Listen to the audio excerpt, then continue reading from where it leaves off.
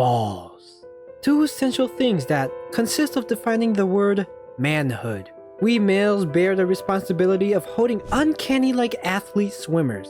Lose them and you get exiled from this planet. But, you know, it's also the center point of Dandadan. What? Yep, just the plot alone make this anime stand out. And to add on to that, we get to see a world where paranormal stuff and some sci-fi / alien shit are interacting, whether it be fighting or doing a transfusion straight out of Dragon Ball. With these factors being brought into the author's kitchen, he might as well be a 3-star Michelin chef because he brought Dandadan into the spotlight it deserves. I also gotta give some brownie points for the opening because it made me dance like Tyler the Creator. Going back to what I said about the story, it's unique. You know, we got aliens and ghosts roaming around Earth, which I don't know about you guys, but it's something I personally haven't seen been done before. Then we get to see a mix of genres like romance, slice of life, shonen, and many more. The author here is not throwing this shit in the batter and cooking up some fucking human cake. He is making a nice succulent cake to deliver. Something about the way how he does it, especially the romance, comes out good. And I have faith in that part because the man was forced to read 100 romance manga by his editor. The editor saw the way how he handled the romance aspect part in his draft and decided, holy shit, I'm gonna make this dude go through a shallow mouth training course.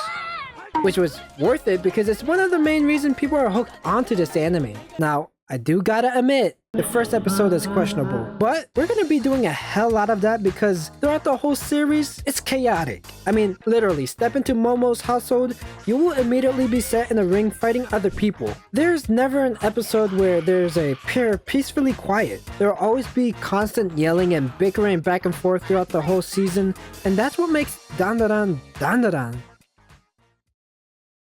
たくさんある。ちゃんと謝らないと。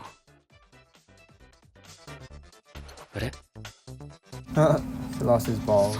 Don't be like this guy, because you can't come into this anime expecting to laugh at two dumb adolescent teenagers searching for a boy's, balls 80% of the time and leave with a smile. Nah, it's more like that trading meme where the author gives you a funny moment for an exchange of your tears. And episode 7 perfectly does that. I knew the day when the anime aired, this specific scene would make people cry. I thought I would be the one to sit behind the screen and enjoy the tears of others on the cyberspace, but apparently the adaptation / animation was beyond my expectations. It made me cry. Again, it's one of those moments where the manga makes you sad, but seeing it animated is fucking devastating. You got the person who did the soundtrack for a silent voice in here, and then it going into first person mode, stumbling, panting, everything becomes a blur, and just hearing the child crying, man, it's fucking... All of which balling it together just feels like taking a punch to the stomach. It makes me want to ball up and cry in my, fucking schnitzel blanket. Rubber. And mind you, this little arc happened in the span of 2 episodes, which goes to show you how this anime finds a way to get people hooked onto a character in a short amount of time. Feels like up to this point people realize, holy shit, it can get serious in a blink of an eye, which the author does in a flip of a switch.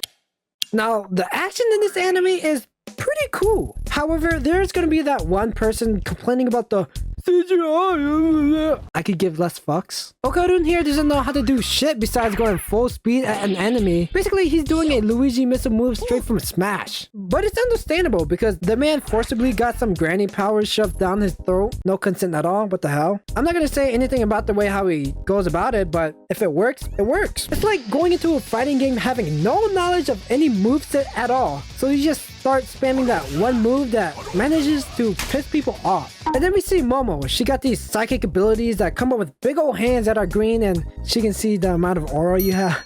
Well, fuck.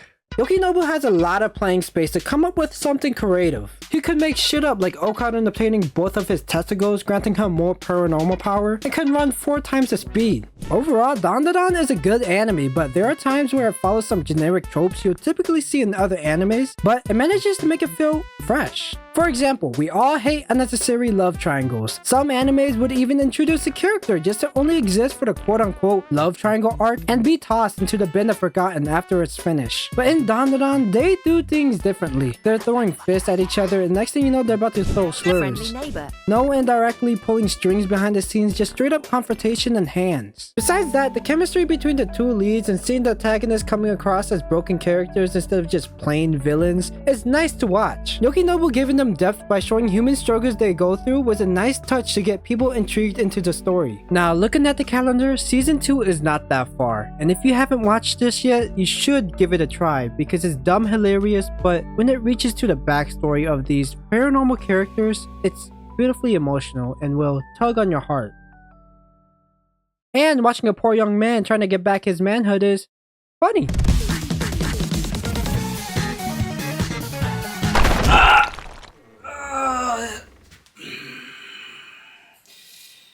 Is it Christmas season yet? No. Fuck. Yo, let me see the date. Ugh.